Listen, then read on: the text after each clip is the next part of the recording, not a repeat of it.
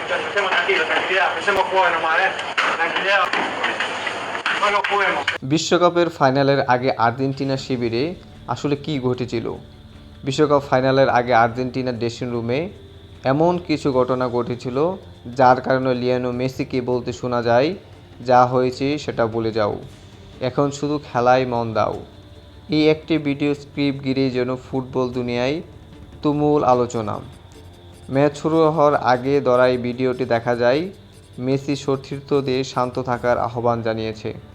Enzo ফার্নান্ডেজকে আবেগপ্রবণ এবং Lisandro মার্টিনেজকে গভীরভাবে দাঁড়িয়ে থাকতে দেখা যায়।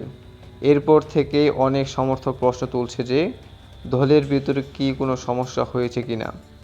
তবে গুরুত্বপূর্ণ বিষয় হলো এখন পর্যন্ত Argentina association, coach Lionel Scaloni কিংবা কোনো খেলোয়াড় আনুষ্ঠানিকভাবে ড্রেসিং রুমের অস্বাভাবিক ঘটনার কথা জানায়নি।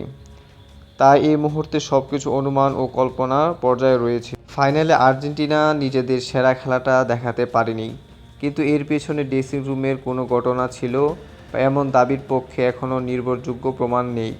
স্পেনে অসাধারণ ফুটবল খেলেই শিরোপা জিতেছে। তাহলে রহস্যটা কী? আপাতত নিশ্চিতভাবে বলা যায় না। হয়তো ভবিষ্যতে মেসি বা দলের অন্য কেউ সদস্যরা মুখ খুলবে। ততদিন পর্যন্ত গুঞ্জনগুলো হিসাবেই দেখা উচিত, সত্য হিসাবে নয়। আচ্ছা, আপনার কি মনে হয় ফাইনালের আগে কি সত্যি আর্জেন্টিনার শিবিরে কিছু ঘটেছিল, নাকি শুধুই অতিরঞ্জিত আলোচনা? মন্তব্য কমেন্ট বক্সে জানান।